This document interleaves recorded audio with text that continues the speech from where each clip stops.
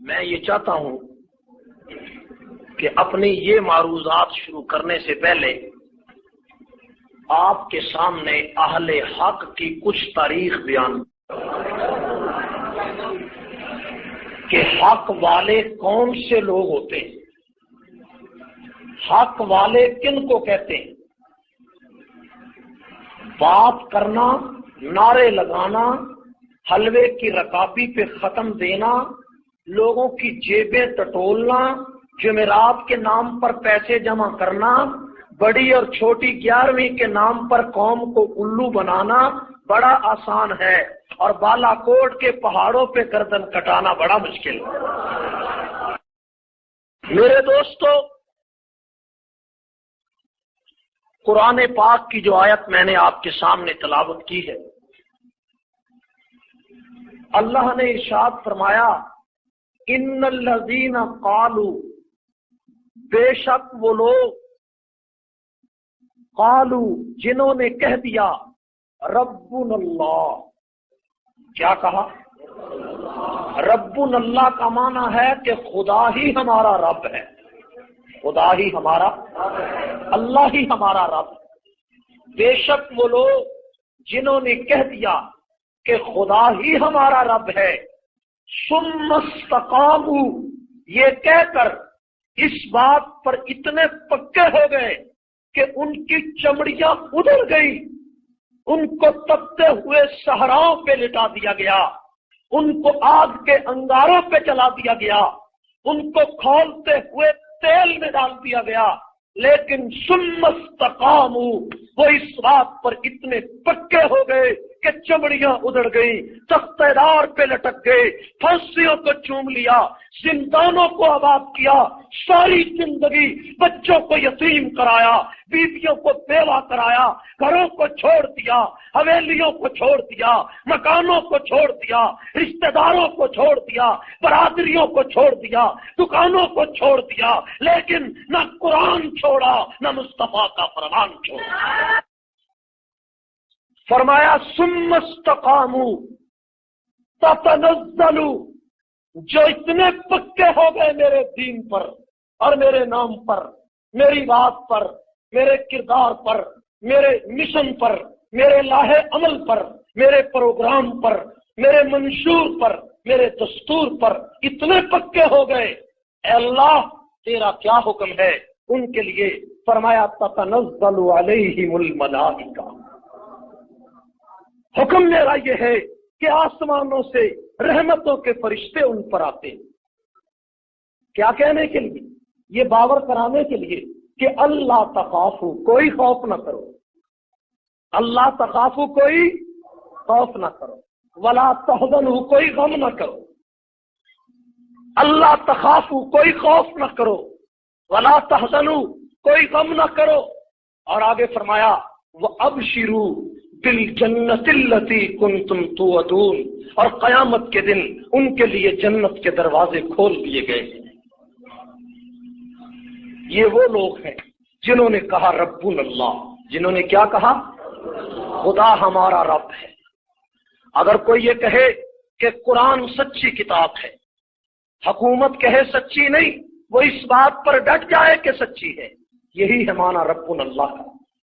کوئی کہے حدیث ٹھیک نہیں، کوئی دین کا گروہ اس بات پر پکا ہو جائے، وہ سمجھے کہ ربنا اللہ کہتا ہے، کوئی قرآن کے لیے ڈٹ جائے، ربنا اللہ پہ ڈٹ گیا، کوئی اسلام کے لیے ڈٹ جائے، ربنا اللہ پہ ڈٹ گیا، کوئی صحابہ کے لیے ڈٹ گیا، ربنا اللہ پہ ڈٹ گیا، کوئی دین کے لیے ڈٹ گیا، ربنا اللہ پہ ڈٹ گیا، کوئی سلطنتوں سے ٹکرایا، ربنا اللہ پہ ڈٹ گیا، کوئی کسی باطل فرقے سے ٹکرایا، ربنا اللہ پہ ڈٹ گیا، کوئی کسی ظلم سے ٹکرایا، ربنا اللہ پہ ڈٹ گیا، کوئی جیل کی وادی میں پہنچ گیا، ربنا اللہ پہ ڈٹ گیا۔ میرے دوستو، یہ قرآن کی آیت کا مفہوم ہے۔ اب اس مفہوم پر ہم نے تاریخ اسلام کے 1400 سال کے اوراق میں نے چند منٹوں میں آپ کے سامنے پلٹ رہی، ٹھیک ہے نا بھائی؟ تاریخ کے اسلام کے اوراق چند منٹوں میں، توجہ کی ضرورت ہے۔ بدر کے میدان میں 14 صحابہ شہید کیے گئے، احد کے میدان میں 70 صحابہ شہید کیے گئے۔ حنین کے معرکے میں 19 صحابی شہید ہوئے۔ صلح حدیبیہ کے سفر میں 7 صحابی شہید ہوئے۔ خندق کی وادی میں 4 صحابی شہید ہوئے۔ بنی لہیان کے قبیلے میں 10 صحابی شہید ہوئے۔ اس دین کے لیے، رب اللہ کے لیے، قرآن کی عزت کے لیے، صحابہ کے اس مشن کے لیے، وہی صحابی اپنے اس مشن کے لیے جان کی قربانی دے گئے، سب کچھ لٹا گئے۔ حضور علیہ السلام کے دور نبوت میں، 23 سالہ دور نبوت میں 256 صحابی شہید ہوئے، اور خلافت راشدہ کے 50 سالہ دور میں 27,000 صحابی شہید ہوئے۔ یہ مشن ہے، کہو یہ کیا ہے؟ جس دین کے لیے بلال کو تپتی ریت پہ لٹایا گیا، اس دین کے لیے سمیہ کے ٹکڑے ٹکڑے کر دیے گئے، اس دین کے لیے زنیرہ کی آنکھیں نکال دی گئی، اس دین کے لیے لبینہ کی چمڑی ادھیڑ دی گئی، اس دین کے لیے تپتے ہوئے صحراؤں میں صحابہ کو لٹا دیا گیا۔ اس دین کے لیے وہ عبد الرحمن بن عوف تھا جو مدینے میں ہجرت کر کے پہنچا۔ حضور نے فرمایا عبد الرحمن پریشان کیوں ہے؟ فرمایا کملی والے، شادی کو 1 سال گزرا تھا، ایک بیوی تھی، ایک بچہ تھا۔ جب میں مکے سے چلنے لگا تو ابو جہل نے کہا یہ لڑکی بھی ہماری ہے، یہ بچہ بھی ہمارا ہے، تو اگر نبی کے ساتھ جانا ہے تو بچہ اور لڑکی نہیں لے جا سکتا۔ ابو جہل کی اس دھمکی سے اس نے مجھ سے میری بیوی بھی چھین لی، میرا لڑکا بھی چھین لیا۔ حضور نے فرمایا پھر تو نے کیا کیا؟ کہا کملی والے، بچہ تو دے دیا، بیوی تو دے دی، لیکن تیرا ساتھ نہیں چھوڑا۔ حضور نے فرمایا اگر تو نے میرا ساتھ نہیں چھوڑا، اگر تو نے بچہ دے دیا، بیوی دے دی، تو گویا کہ تو نے سارا جہان لے لیا، اگر ایمان بچا لیا تو جہان بچا لیا۔ اس خاک کے ذروں سے ہے شرمندہ ستارے کہ اس خاک میں پوشیدہ ہے وہ صاحب اسرار، اور گردن نہ جھکی جس کی جہانگیر کے آگے، گردن نہ جھکی جس کی جہانگیر کے آگے ہے اس کے نفس گرم سے گرمی احرار۔ وہ مرد قلندر تھا جن کی تاریخ آج بھی روشن ہے، اور ایک مرد قلندر شاہ ولی اللہ محدث دہلوی، انگریز نے جس کے انگوٹھے کاٹ دیے تھے لیکن اس کے ایک پائے استقلال میں کوئی فرق نہیں آیا تھا۔ اسی شاہ ولی اللہ کا بیٹا شاہ عبد العزیز تھا جس نے فتویٰ جاری کیا تھا انگریز کے خلاف جہاد کرنا فرض ہو چکا ہے۔ اس وقت سے 2 طبقے پیدا ہوئے۔ شاہ عبد العزیز نے کہا انگریز کے خلاف جہاد فرض ہو چکا ہے، یہ شاہ عبد العزیز کا اعلان تھا، اور اس نے کہا کہ انگریز کے خلاف لڑائی کرنا ہر مسلمان پر فرض ہے، ہر عالم پر فرض ہے، ہر دیندار پر فرض ہے۔ اس فتوے کی بنیاد پر، شاہ عبد العزیز کے اس فتوے کی بنیاد پر مولانا قاسم نانوتوی، مولانا رشید احمد گنگوئی، مولانا اشرف علی تھانوی، مولانا شیخ الہند محمود الحسن، مولانا بیت اللہ سندھی سروں پر کفن باندھ کر پورے 50 سال تک برطانوی اقتدار سے ٹکراتے رہے، اس لیے کہ شاہ عبد العزیز کا فتویٰ انگریز کے خلاف آ چکا تھا۔ ایک طرف شاہ عبد العزیز کا فتویٰ تھا اور دوسری طرف انگریز کے حق میں فتویٰ کئی مولویوں نے دیا تھا۔ شاہ عبد العزیز کا فتویٰ تھا انگریز کے خلاف جہاد فرض ہے۔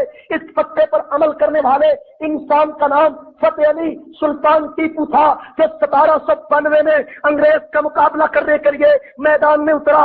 شاہ عبد العزیز نے 1764 میں فتویٰ جاری کیا تھا۔ 1792 میں سلطان ٹیپو میدان میں اتر آیا، انگریز کا مقابلہ کیا۔ اس کے بعد نواب سراج الدولہ میدان میں آیا، اس نے انگریز کا مقابلہ کیا، اور اس کے بعد میرے دوستو راجہ رنجیت سنگھ کا مقابلہ کرنے کے لیے شاہ عبد العزیز کے پوتے شاہ اسماعیل شہید اور شاہ عبد العزیز شاہ ولی اللہ کے پوتے شاہ عبد العزیز اور شاہ ولی اللہ کے پوتے شاہ اسماعیل شہید اور شاہ عبد العزیز کے شاگرد حضرت سید احمد شہید سروں پر کفن باندھ کر رائے بریلی سے چلے اور درہ خیبر سے ہوتے ہوئے پشاور پر حملہ کر کے پشاور کو فتح کیا۔ اس وقت پنجاب بھی راجہ رنجیت سنگھ کی حکومت میں شامل تھا۔ پشاور فتح کیا، اطمان بھی فتح کیا، اور بڑے بڑے علاقے فتح کر کے بالا کوٹ کے پہاڑوں پر یہ مجاہد آئے، 450 آدمیوں کو بالا کوٹ کے پہاڑوں پر شہید کرا دیا۔ ان کی گردنیں کٹ گئی، وہ ذبح ہو گئے، ان کے بچے یتیم ہو گئے، ان کی بیویاں بیوہ ہو گئی۔ میرے دوستو، ایک طرف کیا آپ کے نبی کا فتویٰ تھا؟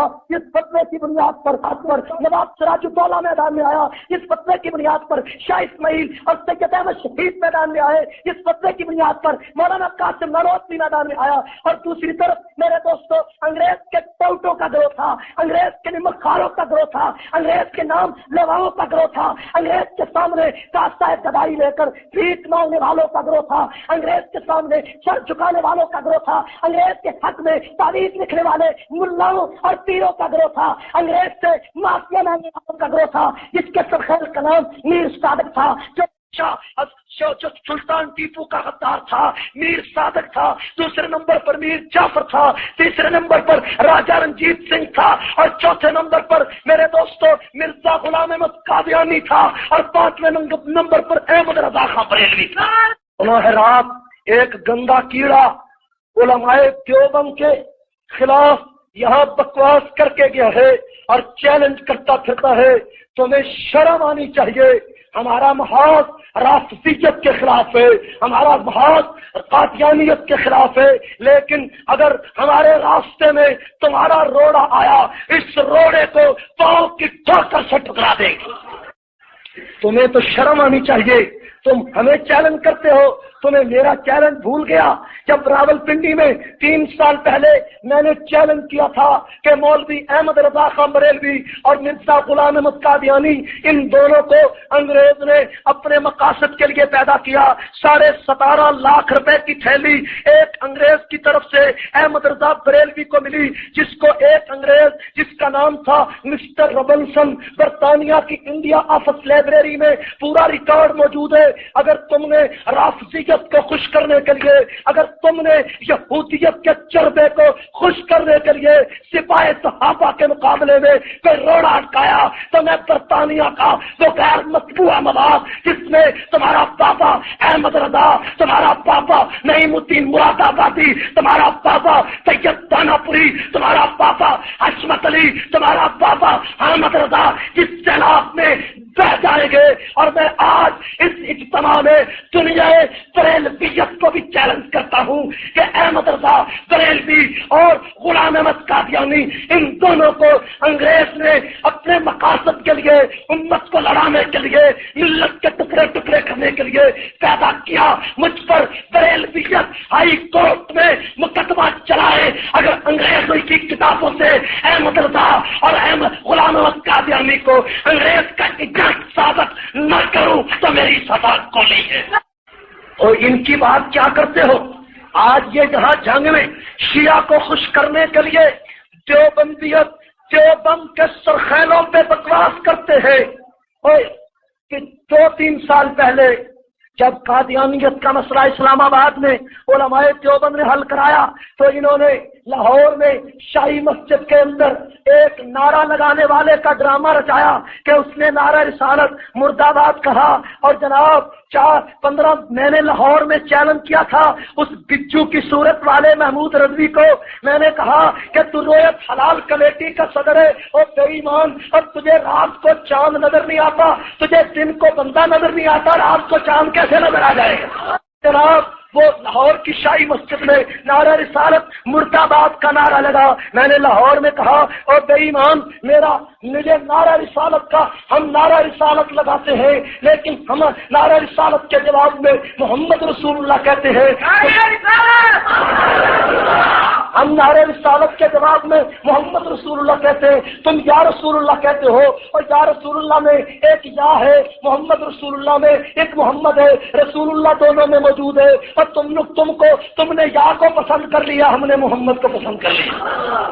فرق تو صرف اتنا ہے، ہم نعرہ رسالت کے جواب میں محمد رسول اللہ کہتے ہیں، محمد رسول اللہ کا لفظ قرآن میں موجود ہے، محمد رسول اللہ کا لفظ کلمے میں موجود ہے، کبھی لا الہ الا اللہ یا رسول اللہ پڑھ کے مسلمان ہو کر دکھا، تجھے بھی کلمہ کے جواب میں لا الہ الا اللہ محمد رسول اللہ کہہ کر ہمارے نعرے کا اعتراف کرنا پڑتا ہے۔ محمد رسول اللہ علماء دیوبند کا نعرہ ہے، اور تیرا نعرہ یا رسول اللہ ہے، اور کسی عیسائیوں کے ملک میں تو نعرہ رسالت یا رسول رسول اللہ کہے گا عیسائی سمجھیں گے یہ ہمارے بھائی ہیں، اس لیے کہ عیسیٰ کو بھی یا رسول اللہ کہا جا سکتا ہے، اور تو کسی یہودیوں کے ملک میں نعرہ رسالت یا رسول اللہ کہے گا یہودی سمجھیں گے یہ ہمارے بھائی ہیں، اس لیے کہ موسیٰ کو بھی یا رسول اللہ کہا جا سکتا ہے۔ لیکن علماء دیوبند دنیا کے جس خطے میں نعرہ رسالت محمد رسول اللہ کہے گا ہر کافر سمجھے گا کہ محمد کی امت بیٹھی ہوئی ہے۔ توجہ ہے، توجہ میری طرف توجہ ہے، میری بات آپ کو سمجھ میں آ رہی ہے؟ ہمارا اصل مشن شیعہ کے خلاف جہاد ہے، ٹھیک ہے؟ اس راستے میں حکومت آئے گی اس کو ٹھوکر سے ہٹائیں گے، اس راستے میں رضاکاریت آئے گی اس کو ٹھوکر سے ہٹائیں گے۔ اعلان کیا جناب، لاہور کی شاہی مسجد میں نعرہ رسالت مرد آباد کہا گیا۔ میں نے کہا جب کسی نے مرد آباد کہا تھا اس وقت تم کہاں سو گئے تھے؟ 15 دن تک تمہیں کچھ نہ ہوا، جب 15 دنوں کے بعد تمہیں 2.5 لاکھ روپے کا چیک مرزا طاہر سے ربوے سے مل گیا، پھر تم نعرہ یا رسول اللہ کانفرنسیں منعقد کرنے لگے۔ اس وقت بھی دیوبند نے تمہاری سازش کو بے نقاب کیا تھا، آج بھی سپاہی صحابہ تمہاری خمینی کی ایجنٹی کو، شیعہ نوازی کو بے نقاب کرتے رہے گی۔ اور اگر تمہیں اتنا گمنڈ ہے احمد رضا پر تو آج مائی کلال کوئی رضا خانی میری بات سن رہا ہے تو میں چیلنج کرتا ہوں ہائی کورٹ میں مجھ پر مقدمہ چلاؤ۔ احمد رضا اور غلام احمد قادیانی انگریز کے ایجنٹ ہیں، انگریز کے ایجنٹ تھے اور اس کی ساری نسل انگریز کی مانوی اولاد ہے۔ ایک بات سنیں، توجہ ہے اور میرے انوے توجہ ہے، توجہ ایک میری بات ذہن میں رکھے، ایک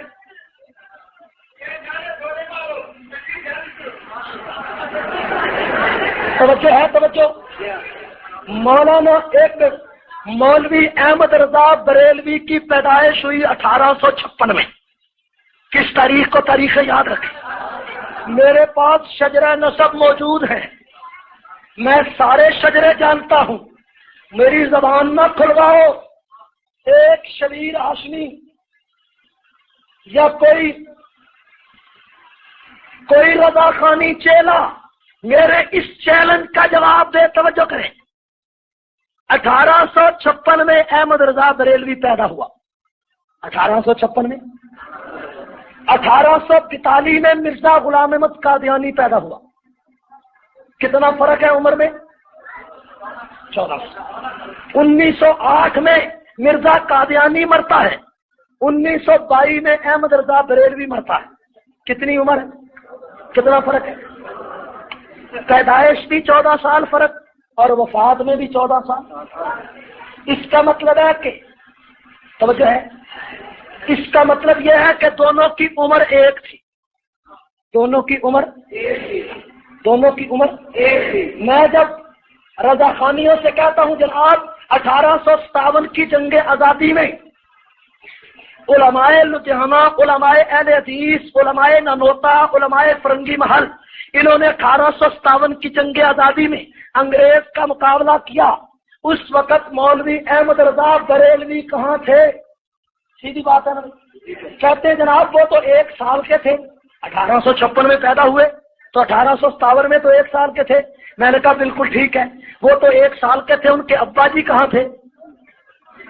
ان کے ابا جی بھی مولوی تھے۔ مولوی احمد رضا کے باپ کا نام تھا مولوی نقی علی، دادے کا نام تھا مولوی کاظم علی، پردادے کا نام تھا مولوی تقی علی۔ یہ علیحدہ بات ہے کہ یہ نام سنیوں والے ہیں کہ شیعہ والے ہیں۔ میرے پاس دلائل ہے کہ میرے پاس 27 دلیلیں ہیں کہ احمد رضا بریلوی رافضی تھا۔ میں چیلنج کرتا ہوں کہ میرے چیلنج کو قبول کرو کہ احمد رضا بریلوی رافضی تھا۔ اور یہ نام ہے، توجہ کریں، باپ کا نام نقی علی، دادے کا نام کاظم علی، پردادے کا نام تقی علی، ٹھیک ہے۔ اپنا نام احمد رضا، بیٹے کا نام حامد رضا، دوسرے بیٹے کا نام حسنین رضا، ایک کا نام مصطفیٰ رضا۔ یہ رضا خانیوں والے، یہ اہل سنت والے نام ہے کہ شیعہ والے نام؟ ہم تمہیں کیسے مانے کہ تم جناب اہل سنت کی اولاد ہو؟ تم تو خود شیعہ کی اولاد ہو۔ تم نے شیعہ کی نمائندگی کرنی ہے اور تمہیں انگریز نے پیدا کیا، تمہیں بھی اور غلام احمد قادیانی کو بھی، تم دونوں کو، غلام احمد قادیانی کو علیحدہ نبی بنا کر بھیج دیا اور احمد رضا بریلوی کو علیحدہ مجدد اور امام بنا کر بھیج دیا۔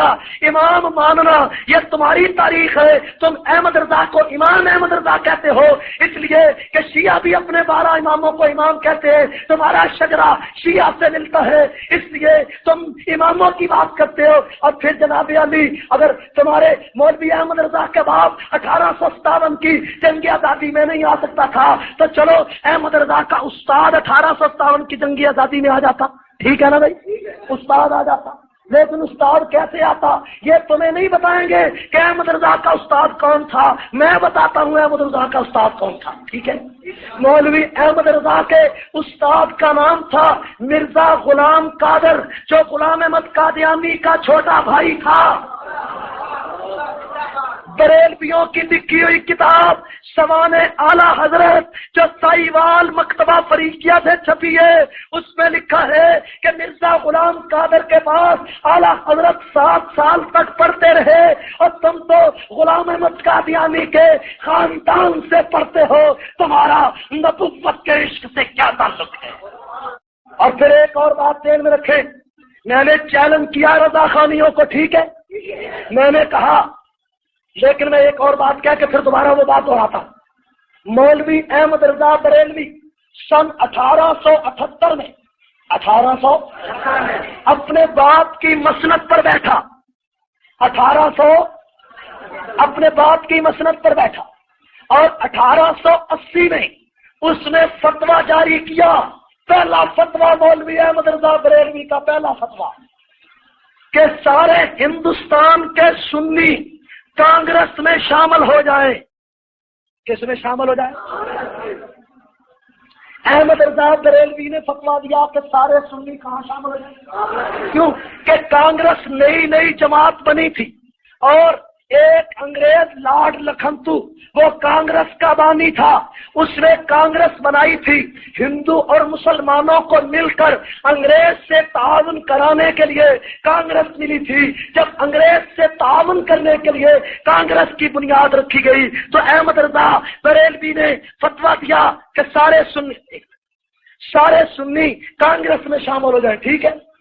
اور جس وقت 1920 میں مولانا ابوالکلام آزاد کانگریس کے صدر قرار پائے اور انہوں نے فتویٰ جاری کیا، انہوں نے اعلان کیا کہ خلافت عثمانیہ کے مسئلے پر انگریز نے ہم سے تعاون نہیں کیا، اس لیے آج کے بعد کانگریس انگریز کے خلاف بغاوت کرے گی، انگریز کی مخالفت کرے گی۔ تو 1921 میں احمد رضا بریلوی نے فتویٰ جاری کیا کہ آج کے بعد جو سنی کانگریس میں شامل رہے گا اس کا نکاح ٹوٹ جائے گا۔ جب کانگریس انگریز کی حمایت کے لیے بنی تو شامل ہونے کا مشورہ دیا، جب انگریز کی مخالفت کی تو نکل جانے کا مشورہ دیا۔ یہی وجہ ہے کہ انگریز کا سب سے بڑا ہندوستان میں ایجنٹ غلام احمد قادیانی اور احمد رضا بریلوی تھا۔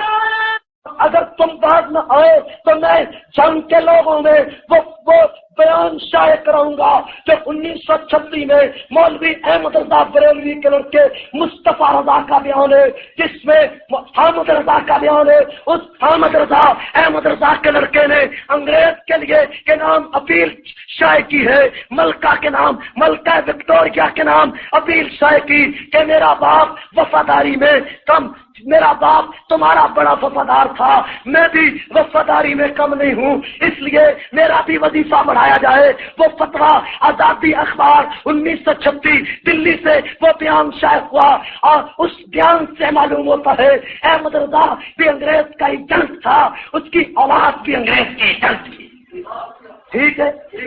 اور ربنسن ایک انگریز ہے، مورخ ہے برطانیہ کی، انڈیا آفس لائبریری میں اس کی کتاب موجود ہے کہ انگریز ہندوستان میں ہمارے 2 آدمی تھے، ایک احمد رضا بریلوی اور ایک غلام احمد قادیانی، ٹھیک۔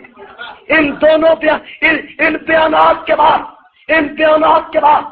بریلوی امت کا، رضا خانی قوم کا کوئی چیلا، کوئی نطفہ، کوئی رضاکار، کوئی کارکن جہاں موجود ہو، اپنی عزت بچانے کے لیے، اپنا ماحول بچانے کے لیے مجھ پر لاہور ہائی کورٹ میں مقدمہ قائم کرے کہ ضیاء الرحمان فاروقی نے اعلیٰ حضرت کو انگریز کا ایجنٹ کہا۔ ہائی کورٹ میں انگریزی کی کتابیں لا کر اگر احمد رضا کو میں انگریز کا ایجنٹ ثابت نہ کروں، میری سزا گولی ہے، میری سزا موت ہے، میری سزا جو تجویز کرو مجھے منظور ہے، لیکن نہ خنجر اٹھے گا نہ تلوار ان سے، یہ بازو میرے ہاتھ باہر ہوئے ہیں۔ میں نے پنڈی میں چیلنج دیا لیکن آج تک کوئی حلالی بیٹا وہاں سے پیدا نہیں ہوا، اور نہ جنگ کی سرزمین پر ایسا کوئی رضا خانیوں کا حلالی بیٹا موجود ہے۔ اور پھونکتے اس عطا اللہ شاہ کو ہو جس نے 11 سال انگریز کی جیل کاٹی۔ عطا اللہ شاہ کو کہتے ہو وہ انگریز کا ایجنٹ تھا۔ مجھے بتاؤ احمد رضا ایک دن جیل میں نہیں گیا، منعم الدین مراد آبادی ایک دن جیل میں نہیں گیا، حامد رضا ایک دن جیل میں نہیں گیا، یہ انگریز کے مخالف ہو گئے، اور عطا اللہ شاہ 11 سال جیل میں گیا، حبیب الرحمان لدھیانوی 19 سال جیل میں گیا، حسین احمد مدنی 4 سال کالا پانی مالٹا کے جزیرے میں گیا، جعفر ثنیسری 14 سال کالا پانی میں رہا، ابوالکلام آزاد 13 سال جیل میں رہا، اور مولانا شبیر احمد عثمانی 3 سال جیل میں رہا، محمد علی جلندری 18 سال جیل میں رہا، عبید اللہ سندھی 25 سال چلا وطن رہا، اور جو چلا وطن رہے، جو پھانسیوں پہ تر چڑھے، جو جیلوں میں گئے، انگریز کے دشمن تھے، تم انگریز سے معافیاں مانگتے رہے، انگریز کی جاسوسیاں کرتے رہے۔ لیکن میری بات ذہن میں رکھیں، رات تو بڑی بکواس کی ہوگی لیکن میرا چیلنج قبول کرنے کی جرت کسی احمد رضا کے حلالی بیٹے میں نہیں۔ آپ گواہ ہیں میری اس تقریر کے بعد ایک بات یاد رکھیں، یہ بڑا بولیں گے، بڑی بکواس کریں گے، یہ بے ایمان ہے، یہ کافر ہیں، یہ نجدی ہیں، یہ وہابی ہیں، ان کے پیچھے نہ جاؤ، یہ تبلیغی بسترے والے سب کچھ کہیں گے، لیکن میرے چیلنج کا جواب نہیں دیں گے۔ دیکھیں، تجربہ کریں، تجربہ کھلا، ٹھیک ہے، کھلا، کتنے لوگ؟ ہزاروں لوگ موجود ہیں، کھلا تجربہ، بڑا بکواس کریں گے، بڑے الزام لگائیں گے، لیکن ایک رضا خانی میرے چیلنج کا جواب نہیں دے گا۔ میری تشین گوئی ہے، ٹھیک ہے، زہر کا پیالہ پی لیں گے لیکن ہائی کورٹ کے ساتھ میرے ساتھ کھڑے نہیں ہوں گے، ٹھیک ہے۔ اگر ہمارا شیر اسلام مولوی اکنواز رافضیت کے بارے میں چیمپئن ہے تو رضا خانیوں کا پوسٹ مارٹم اللہ کے فضل سے ہمارے ذمہ ہے۔ حامد رضا نے مولانا ظفر علی خان پہ کفر کا فتویٰ لگایا تو ظفر علی خان نے پتا کیا کہا، اور کفر کے فتوے سب پر لگائے، اور کفر کا فتویٰ جب ظفر علی خان پہ لگا اس نے کہا بریلی کے فتووں کا سستا ہے پاؤ۔ بڑی بات کی، اس نے کہا بریلی کے فتووں کا سستا ہے پاؤ، اور ملتے ہیں کوڑی کے اب 3 ٹکے ٹکے فتوا ملتے ہیں کوڑی کے اب۔ خدا نے یہ کہہ کر انہیں ڈھیل دی وہ املی لہم ان قیدی متین۔ اور جب محمود رضوی کے باپ باپ نے فتویٰ دیا احمد رضا مولانا ظفر علی خان کے خلاف کفر کا، اور اس کی تائید کی حامد رضا نے، احمد رضا کے لڑکے نے، تو ظفر علی خان نے کہا کوئی ترکی لے گیا، کوئی کریبا لے گیا، کوئی ترکی لے گیا، کوئی ایران لے گیا، کوئی دامن لے گیا، کوئی کریبا لے گیا، رہ گیا تھا نام باقی ایک فقط اسلام کا، وہ بھی ہم سے چھین کر حامد رضا کا لے گیا۔ جب مولوی دیدار علی لاہور والا دیدار علی جانتے ہو، یہ ان کا بہت بڑا مشرک اعظم تھا، ابو جہل تھا، ابو جہل، دیدار علی کو جانتے ہو، یہ ابو جہل تھا۔ توجہ کریں، اس نے جب علماء دیوبند کے کفر کا فتویٰ لگایا، بلکہ علامہ اقبال پہ فتویٰ لگایا، علامہ اقبال کو جب کافر کہا نا مولوی دیدار علی نے، تو علامہ اقبال نے بڑی عجیب بات کہی، ذوق تازہ ہے۔ علامہ اقبال نے کہا مجھ کو تو سکھا دی ہے افرنگ نے زندگی کی، اس دور کے ملا ہے کیوں ننگے مسلمانی۔ اس وقت ان کی ماں مر گئی، اور اب مولانا علامہ ثانیہ ظہیر شہید ہوئے۔ اب جناب ایک فیصلہ آباد کے ملا نے کہا مر گیا مردود، نہ فاتحہ نہ درود۔ میں نے کہا جو مردود ہوتا ہے اس کو جنت البقیع میں بلایا جاتا ہے، اور مردود علامہ احسان لائبریری نہیں، جس مردے کو، جس زندے کو پاکستان سے وہاں بلا لیا، جس زندے کو، اور ریاض سے مردے کو بلا لیا، ریاض میں فوت ہو گئے تو وہاں سے بلا لیا۔ مردود تم ہو جن زندوں کو وہاں سے نکال دیا گیا، جن زندوں کو اشتہاری ملزموں کے فوٹو لگتے ہیں تھانوں میں، اور ان کے فوٹو لگے ہیں جدہ کے ایئرپورٹ پر، کہتے کھلا شہر قرار دو مکے کو، تاکہ تیری تیجی تے 11ویں اوتھے آوے، ہاں تاکہ تیری 11ویں تیجا ساتا 40واں اوتھے آوے، تاکہ تینوں روپیاں دی جگہ تے نظرانے ریالاں دے ملن، اور تو الٹا لٹک جا۔ احمد رضا کی قبر پر رو، تو کہتا ہے کنز ایمان پر پابندی لگی اور تیرا تو مکہ مدینے میں داخلہ بند ہو گیا، اور جس کو محبوب کی گلی میں جانے نہ دیا جائے وہ مردود ہوتا ہے، مردود ہوتا ہے کہ نہیں؟ اور ان کا داخلہ وہاں سے پتہ کیوں بند ہوا؟ میں بتاؤں کیوں بند ہوا؟ توجہ، ایک لفظ، اور پاکستان کی ایک جامعہ مسجد میں کوئی نماز پڑھے 27 کا ثواب ہے، ایک مسجد میں نماز پڑھے کتنی جماعت تھی؟ خدا نے کہا کہ تم نے تبلیغی جماعت والوں کو اس مسجد سے نکالا جہاں سے 27 کا ثواب ملتا ہے، میں مجھے بھی خدا نہ کہنا اگر تمہیں وہاں سے نہ نکالوں جہاں سے 1 لاکھ کا ثواب ملتا۔ ان پر اب قیامت طاری ہے، اب اور کوئی بہانہ نہیں ملا۔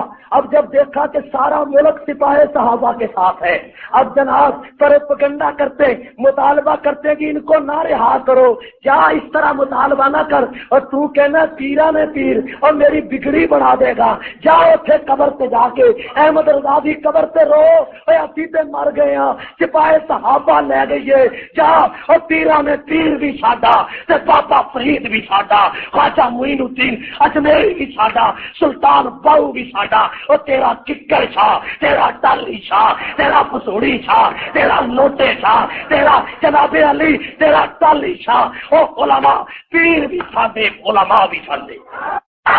جنگ کے دوستو تمہیں مبارک ہو، سپاہ صحابہ کی آواز اب ایران کی پارلیمنٹ تک پہنچ چکی ہے۔ ہم نے کل رات 2 رکھے انتظامیہ پر، ڈی آئی جی ڈیرہ غازی خان اور کمشنر ڈیرہ غازی خان دونوں چل کر ملتان آئے، سپاہ صحابہ کے پاس۔ کس کے پاس آئے؟ اور تینوں تکلیف ہے کہ تیرے کو کدے پٹواری نہیں چل کے آیا، تو بکواس کرنا ہے۔ دونوں چل کر آئے سپاہ صحابہ کے پاس، ٹھیک ہے، ہم ان کے مشکور ہیں کہ انہوں نے اپنے علاقے میں ہمارے مطالبے کو مان کر دانش مندی کا ثبوت دیا، ٹھیک ہے نا بھائی؟ مولانا حق نواز کے سامنے ہم نے کہا ہمارے 2 مطالبے ہیں فوری، ایک مطالبہ ہے کہ مولانا حق نواز کو رہا کرو، دوسرا مطالبہ ہے کہ 28 بچے چھوٹے چھوٹے جن کو قتل کے کیس میں جھوٹا ملوث کیا گیا ان کو چھوڑو۔ حق نواز نے کہا جب تک ایک بچہ بھی جیل میں ہے میں باہر آنے کے لیے تیار ہوں۔ تکلیف ہے، میں اپنے رفقا کو سلام کرتا ہوں، خدا کی قسم قاری حصار القاسمی سب باپ اسپتال میں پڑا ہے لیکن سپاہ صحابہ کا رضاکار۔ شیخ حاکم علی ہے، یوسف مجاہد ہے، اللہ تعالیٰ ان کے پاس استقلال میں قوت دے، یہ سپاہ صحابہ کو ایسے ہیرے ملے جس کی مثال کوئی نہیں۔ اور تو عطا اللہ شاہ بخاری کی بات کرتا ہے اور میں کہتا ہوں آج سپاہ صحابہ کے لیے تارک افضال در در پھرتا ہے تو اس کے جوتے کا مقابلہ نہیں کر سکتا۔ اور بدعت کی اولاد ڈوب کر مر جا، اور قبرہ چکن والے آپ بھج کے مر جا، اور کفن چوری کرنے والے مر جا بھج جا، سپاہ صحابہ تیرے دماغ پہ چڑھ گئی۔ اللہ تعالیٰ ہم سب کو سمجھنے کی توفیق دے۔